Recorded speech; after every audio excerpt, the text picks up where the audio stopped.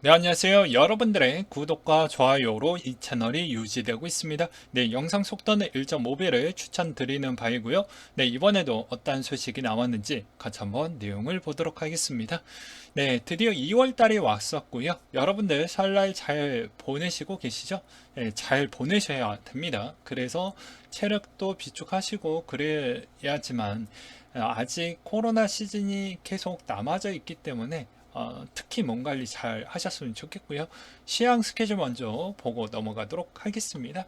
일단 아시아는 뭐 설날 명절의 시즌으로 일단 있기 때문에 대부분 휴장이 있다라고 보시면 될 것 같습니다.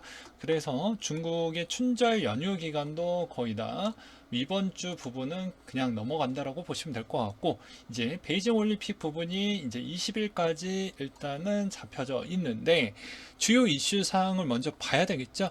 춘절 연휴가 2월 6일까지 중국 부분이 일단 잡혀져 있었고요. 그리고 한국의 설날 연휴는 1월 31일부터 2월 2일까지 있습니다. 그리고 RCEP 발효가 2월 1일부터 있고요. 22 통화정책회의가 2월 3일, 베이징 동계올림픽이 2월 4일부터 2월 20일까지, 그리고 NAB 컨퍼런스가 2월 8일부터 10일까지, 삼성 갤럭시 언팩이 2월 9일, MSCI 분기 리뷰가 2월 9일, 옵션 만기 2월 10일, 현대 엔지니어링 신규 상장이 2월 15일, 한국의 금통위가 2월 24일자, 이번에는 또 금리 인상을 할 것인지도 좀 봐야 되겠지만, 그 전에 과거에 있었던 패턴을 보게 되면은 당연히 금리 인상을 한다라고 보시는 게 바람직할 것 같죠. 그리고 이주열 총재가 이제 임기 마감일에 거의 다 다가왔기 때문에 앞으로 신임되는 사람이 누가 될 것인지도 좀 봐야 될 것 같습니다.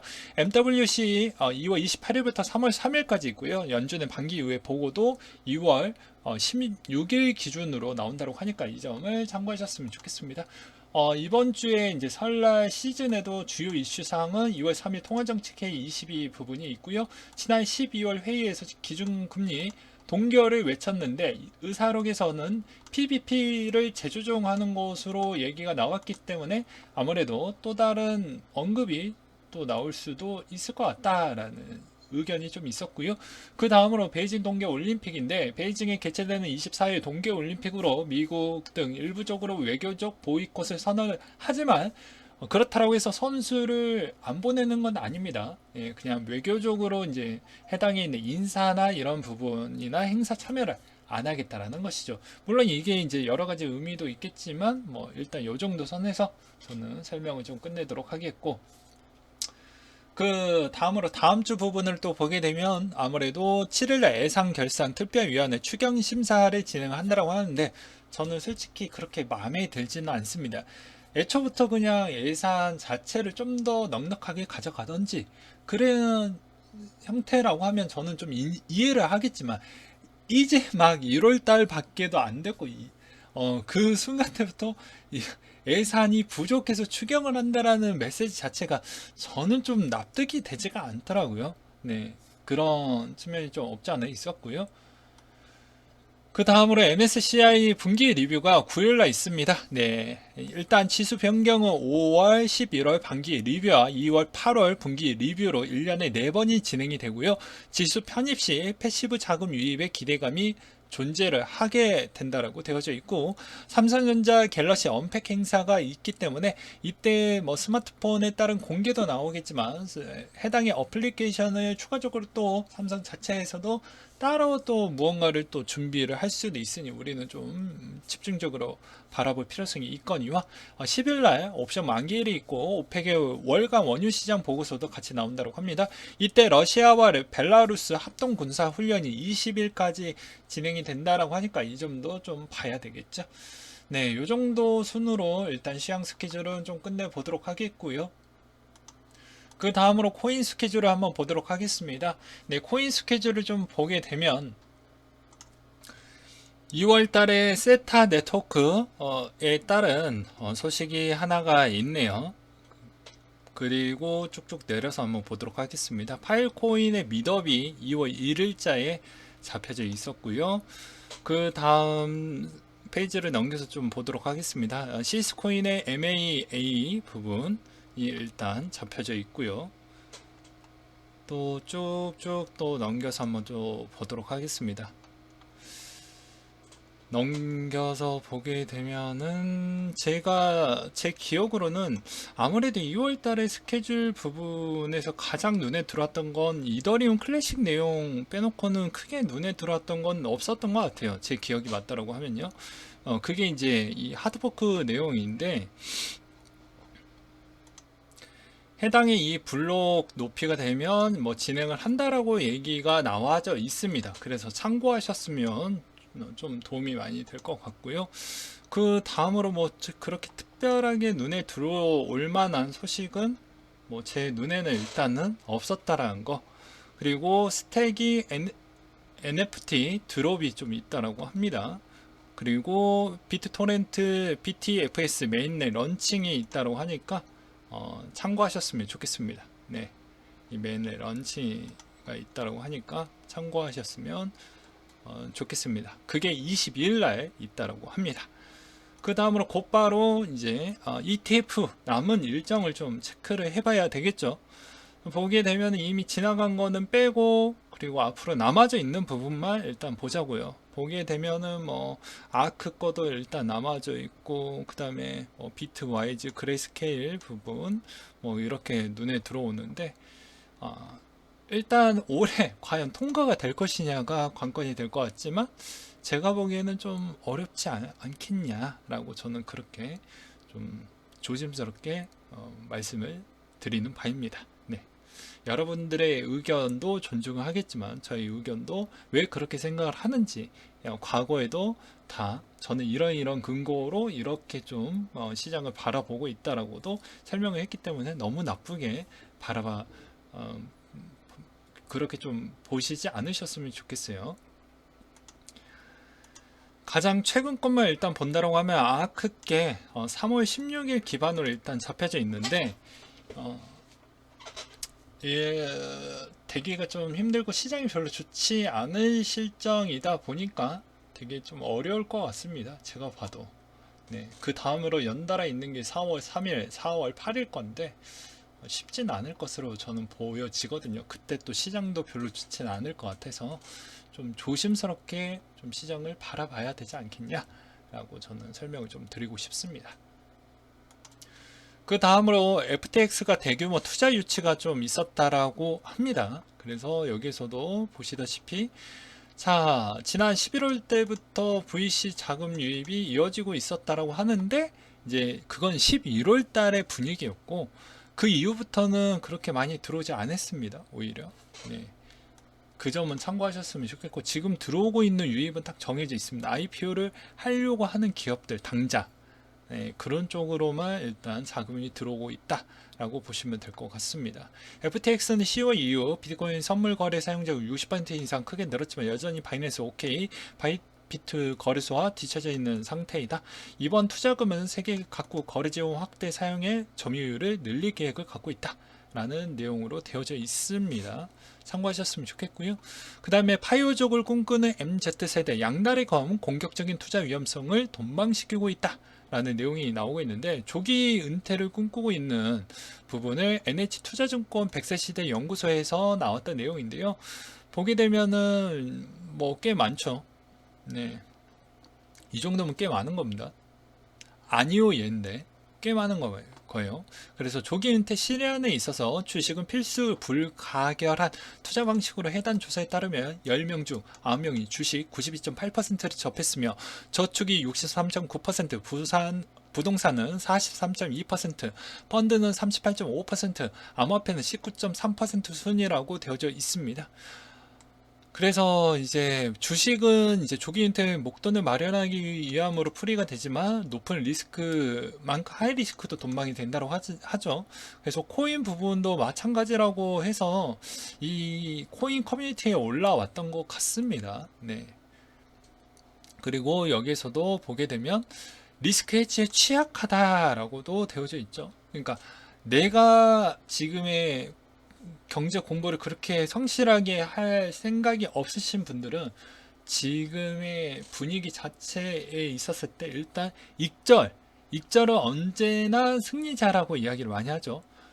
근데 대다수 사람들은 그걸 대부분 인정하지 않습니다. 1% 먹어도 저 친구 정말 존중을 해야 되고 잘하고 있구나 라고 이렇게 칭찬을 해줘야 되는데, 주변에 있는 친구들이 그렇게 이제 하진 않죠. 야, 너 그 1% 가지고 뭐 할래? 그 10% 가지고 네 인생이 바뀌니? 못해도 100%는 먹어줘야 되지 않겠어? 라고 이렇게 이제 주변에서 그런 신호를 많이 보내게 됩니다. 네, 그런 거를 잘 이겨내야 되겠죠. 또한 투자 시장이라는 건 내가 자고 있어도 이 시장 자체가 계속 돌아가고 있습니다. 예. 일단 주식으로 본다라고 해도 아시아 시장이 끝나면 유럽 시장하고 북미 시장이 또 열리게 되죠. 그래서 이 톱니바퀴가 계속 돌아가는 시스템이고, 코인도 마찬가지로 24시간 개장이기 때문에 연달아서 내가 그런 시장적 악재 부분에 있었을 때도 다 대응을 해야 됩니다. 그래서 저번 옛날에도 그런 이야기를 했죠. AI 자동화 시스템 부분은 이미 기관에서 옛날 때부터 1세대부터 지금 아마 5세대까지 알고 있는데, 5세대 플랫폼으로도 지금 계속해서 수익률을 못해도 10%에 가까운 만큼 지금 맞춰서 돌리고 있는 실정입니다. 왜 그럴까요? 그만큼 사람이 24시간 동안 교대하면서 할 수는 없잖아요. 그렇다 보니까 당연히 또 인건비도 많이 올라가게 되고, 그러다 보니까는 이제 프로그램으로 대체를 하고 있는 시장입니다. 그렇기 때문에 생각보다 크립토 시장이 변동폭이 컸던 이유도 사람이 많이 관여를 하지 않다 보니까 그 등락폭이 당연히 커지게 되고, 아직도 약간의 그런 자동화된 그런 프로그래밍이 좀 손댈 포인트가 꽤 많다고 저는 생각이 들거든요. 특히나 크립토 부분은. 그래서 생각보다 등락폭이 커질 때만큼 우리는 좀 더 관심을 가져보고 또 도전적으로 진입을 좀 해보자 라고 저는 설명을 드리고 싶습니다. 최근에 뭐 저와 비슷한 시기에 딱 맞춰가지고 또 사려고 하시는 구독자분들 마음도 알겠지만, 저도 그 타이밍 때를 못 맞추고 들어갈 수도 있어요. 왜냐면 저도 이게 본업이 아니다 보니까 당연히 여러분들한테 메시지를 주려고 하는 측면도 퇴근 시간에 맞춰서, 아니면 제가 또 다른 스케줄이 없었을 때 맞춰가지고 그렇게밖에 못 올리거든요. 그래서 혹여나 또 그런 타이밍을 또 놓칠까봐 저는 약간의 걱정, 우려, 그런 부분도 없지 않아 있습니다. 그래서 제가 계속 말씀드렸던 부분이, 주변 친구들이 조금 공포스럽다, 두렵다, 아니면 시장이 생각보다 패닉셀이 한 번 더 나온다 라고 하면 충분히 접근해 볼 필요성이 있다라고도 말씀을 많이 드리기도 했죠. 그래서 더 덧붙여서 설명을 드린다고 하면, 2월 달의 분위기는 그럼 어떨까라고 이제 궁금하실 것 같아가지고 한번 준비를 해봤습니다. 1월 달의 부분을 보았을 때와 2월 달에 있는 부분을 보았을 때는 1월 달에는 별로 좋지 않을 것 같다라고 저는 이야기를 했죠.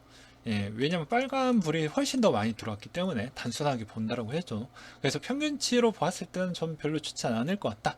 2월달 같은 경우에는 이제 마감가가 매일 중요할 것 같은데, 아무래도 제가 보기에는 2월달은 그냥 뭐 좀 스무스하게 가지 않겠냐 라고 해서 그렇게 많이 빠지지는 않을 것 같은, 일단 그런 평균치로 생각을 하고 있습니다.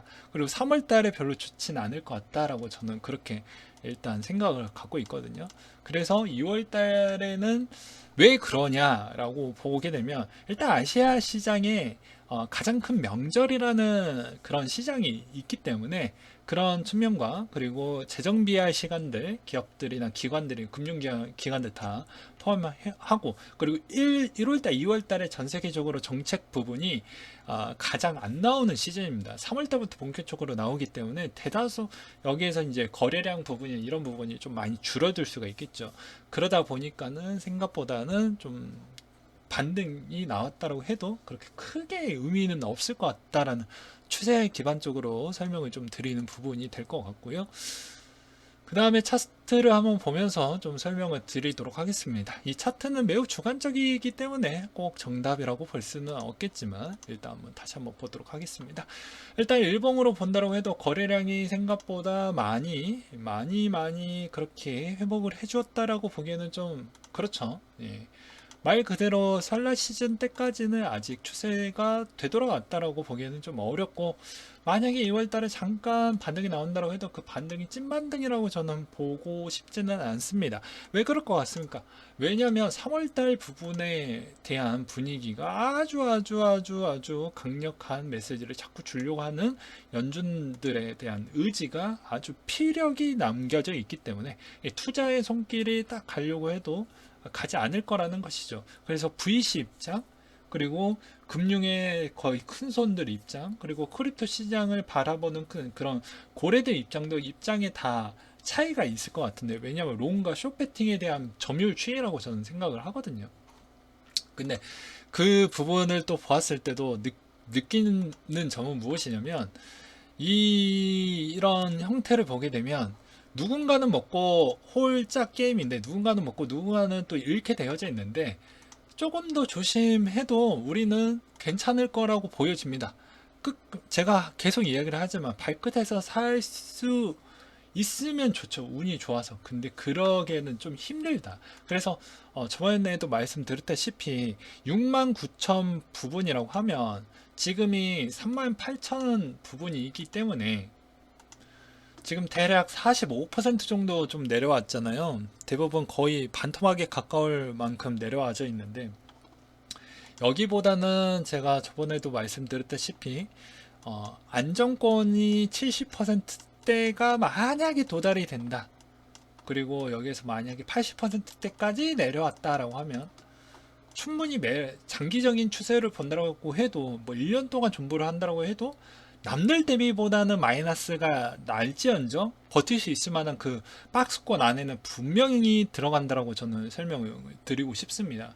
왜 그러냐면, 지난 과거 추이를 본다고 해도 이게 2만에서 실제 머물렀던 비중을 본다고 하면 거의 6,500선인데 반토막이 끝나고 좀 더 내려오긴 했죠. 대략적으로 한 30%, 그러니까 즉 70% 내지에서 일시적으로 이제 70% 구간이 내려가는 타이밍이 한번 나오기도 했었지만, 평균적으로 이렇게 급락의 패닉셀이 나왔을 때마다 줍줍을 했었을 때도 이 기간이 그렇게 또 어떻게 보면 이것도 체감상이긴 하겠지만 그렇게 또 길어 보일 수도 있고 짧아 보일 수도 있겠죠. 그러하는데 결과론적으로 보았을 때는 대부분 빨리 반응이 나왔기 때문에, 그리고 그거에 따른 여기서 내가 얼마만큼 많은 양을 또 들고 있었냐, 많이 모았냐에 따라서 그만큼 많이 올라갈 수 있는 또 포인트도 꽤 크죠.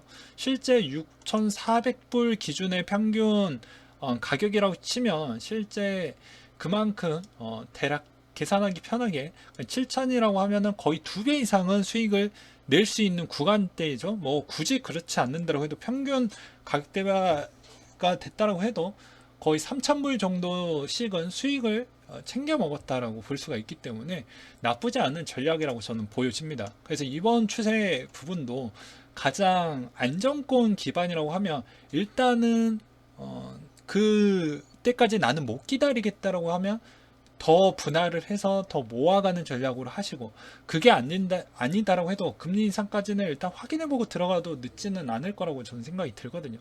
그만큼 금액이 커질수록 더욱더 신중해야 되고 가볍게 할 하면 내가 그만큼 노동에 있는 소득이 뒤로 롤백 해버리기 때문에 그게 결코 저한테 도움이 많이 안 되거든요.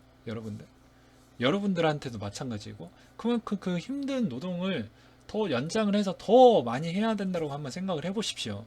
근데 이 클릭 한 번이 가볍다라고 해서 막 누르는 것보다, 이게 금액이 100만 원이든 뭐 200만 원이든 간에 신중하게 하는 습관이 몸에 배어져 있어야지 그만큼 나한테 돌아오는 수익하고 멘탈을 다 지켜낼 수 있거든요. 최근에 댓글 남겨주셨던 한 구독자님이 그런 말씀을 해주셨어요.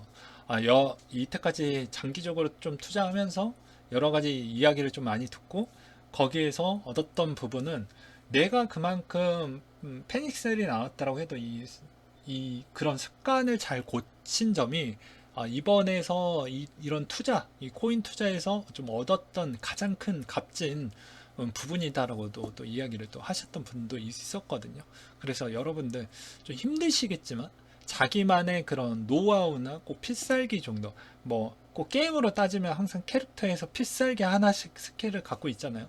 여러분들도 여러분들 나름대로 스킬을 하나씩 좀 가져가셨으면 좋겠습니다. 그래서 2월 달에 반등이 나온다고 해도 막 조마조마하실 필요성은 전 없다라고 좀 표현을 하고 싶고요. 그게 세게 나온다고 해도 어차피 3월 달 부분에 있는 그 두려운 부분이 선반영이 다 됐다라고 저는 보기에는 어렵습니다. 왜냐면 연준도 모르는 인플레를 저희가 알겠습니까? 저도 모르겠는데. 그래서 3월 달에 있는 인플레가 진짜 그때 당시에도 또 세게 유지가 되어 가고 있다라고 하면 언제든지 더 강력하게 메시지를 던질 수가 있기 때문에, 그래서 하나하나씩 좀 보고 가자라는 얘기인 거예요. 제 이야기는. 그래서 좀 더 조급할 것 같으면 일단 담궈 보되 그렇게 크게 담그지는 마셔라 라고 저는 조언을 좀 드리고 싶습니다. 네, 이상으로 마치도록 할게요.